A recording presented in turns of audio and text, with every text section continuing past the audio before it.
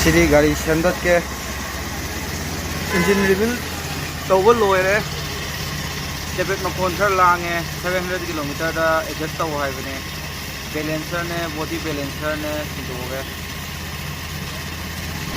हुजिक तो इना engine flush तौथोकदो engine रिविल तौरकांदा 1000 kilometre की मनुंग सिल्लो हाइबने थाउगे मागी अहांबा सिनगिबगी मकुमदो यो तखाइनबी मकुमदो तारकनाबा ni tranga ni di ngai doi nang adum tham doi gari sem loi bohom jina mantri puki dane mantri puki gi hana maiko lei bdo maiko gi head mechanic ne magi to hana dukan hang KTM sem ning adu sem ba yani ojek pani bure KTM sem ba hi ba yam dai tab mari fan sem ne KTM dominar ga KTM go je engine अने मम्मा ने मैं part से डोमिनर जो बस न पाए मैंने माँ गाड़ी शेमिंग का दिस दवा और शेम बजाज की थी अतः इतने गाड़ी की दिखाऊं दे KTM का बजाज का KTM पार्ट से मोंड फंग बने डुप्लीकेट भी हम लाइव नहीं को पार्ट मार्केट में योन बस डुप्लीकेट हम लाइव नहीं मोंड तो जेन्युइन न तो योन तो इंजन जे मिनट मंगा रन तो मिनट 3 मंगा रन तो थमदे इंजिन प्लस तौबगे इंजिन मनुंग द लैबा अमोट मैम दो ओरेन इंजिन ऑयल सेन लो तारकदे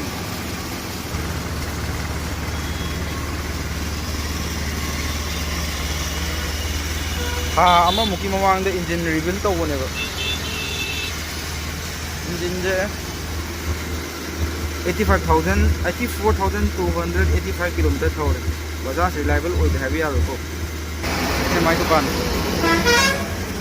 बजाज के पार्ट नंबर लोग फंग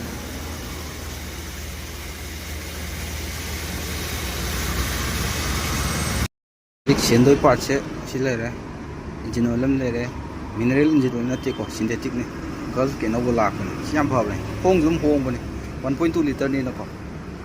1.2 द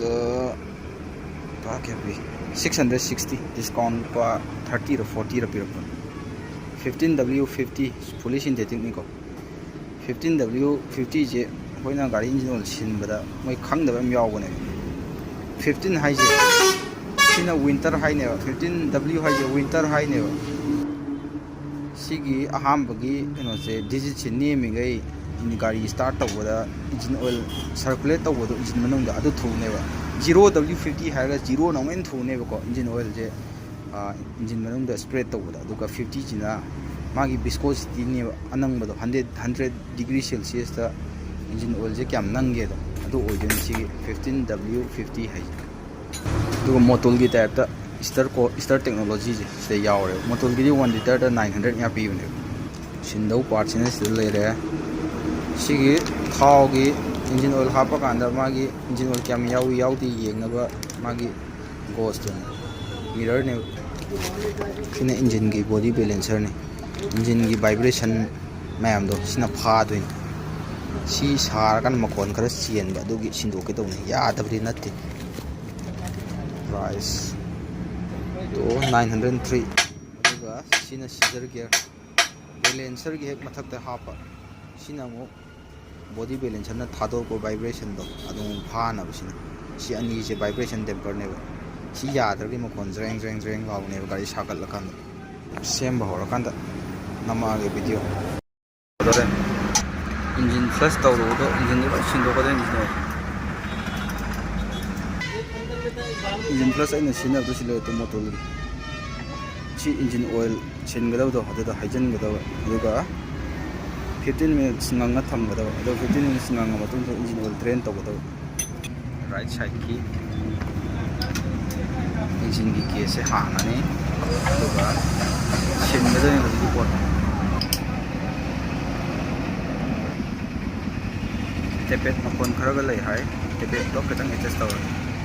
इंजिन दो रिवील तौने टेपेट तो यंकन चिलहनबा यादो खतंग थादो थौने अदुगा फर्स्ट सर्विसिंग दा अमु adjust तौगदो the man behind the machine there just hit me kane oramadu adan hai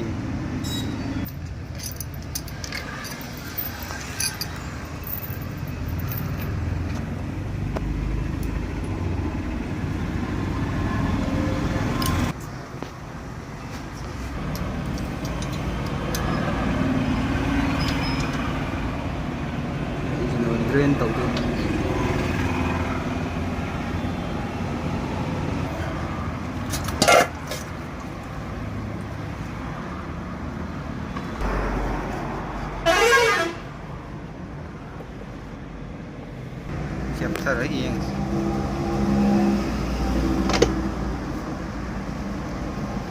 kilometre 800 ꯈꯛꯇꯪ ꯊꯧꯗ ꯉꯥꯏꯅꯤ ꯑꯁꯦꯡꯕꯗꯤ ꯏꯟꯖꯤꯟ ꯔꯤꯕꯤꯜꯒꯤꯁꯦ ꯀꯤꯂꯣꯃꯤꯇꯔ 1,000 ꯃꯅꯨꯡꯗ ꯑꯗꯨꯝ ꯊꯥꯎ ꯁꯤꯟꯗꯣꯛꯑꯣ ꯍꯥꯏꯕꯅꯦꯀꯣ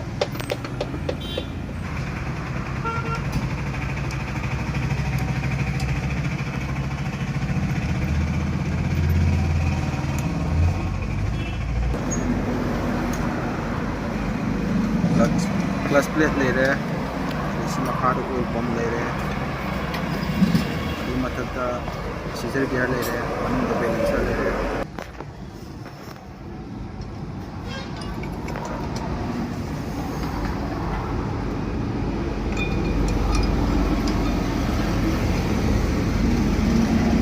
लॉक तौर हल्ले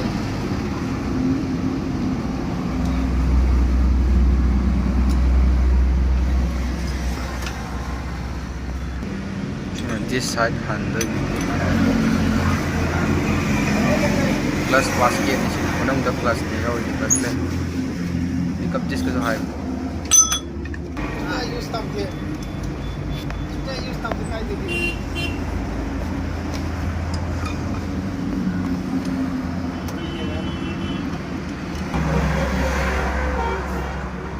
bike pick up this is later below syndrome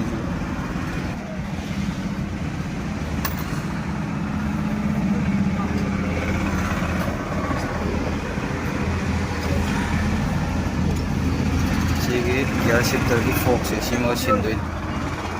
gear shift खितंग नुंगाइबो अदु सिंदोके तो सिल्लिंगाय हांगिना सीजर गियर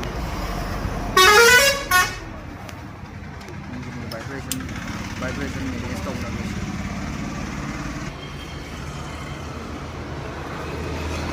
मिशन लेगा सिंदोगे सिमने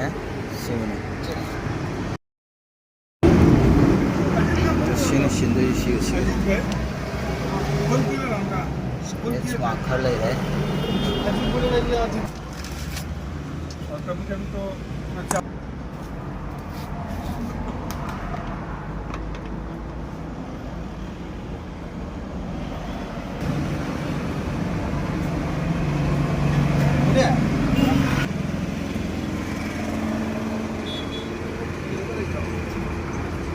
कपड़ा निकालो एक गियर शिफ्ट स्टिक से सिमोगा सिंदोने गियर पान तो नहीं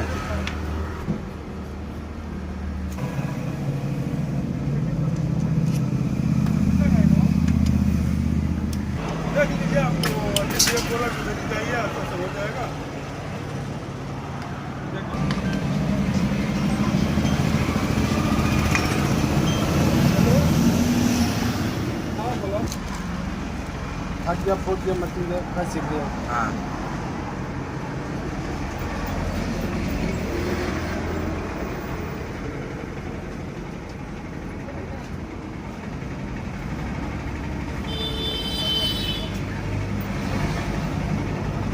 sao mày ở hello à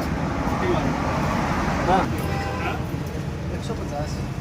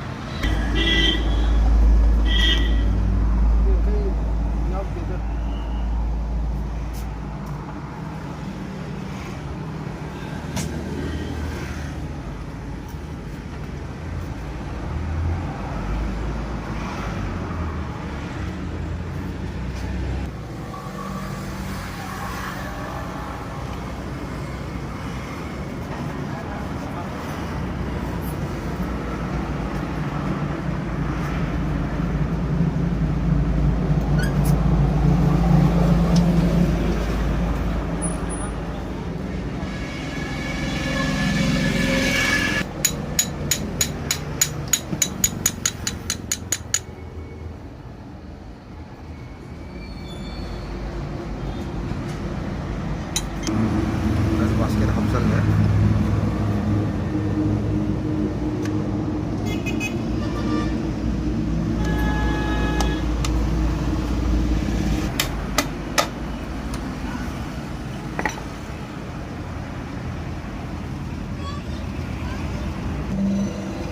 same bol sala ka dore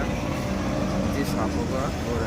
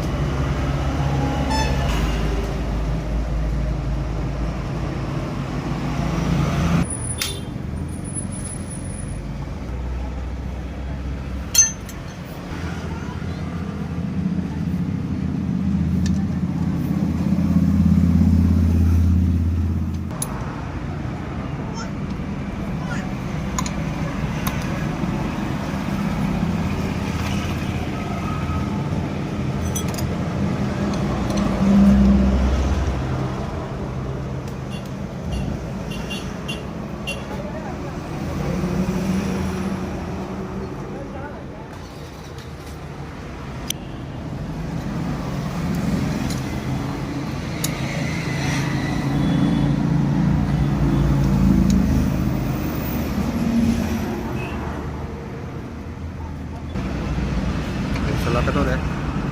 si pa sala ka tepe adjust hoga lo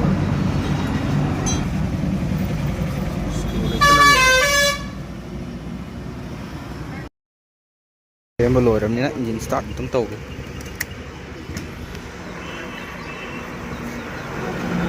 84,298 kilometers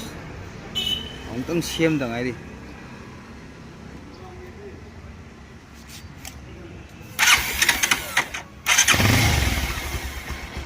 apon nu si gre reng lau do phau re to body balancer ka scissor gear ne taki tepet makon khara ka pha ba de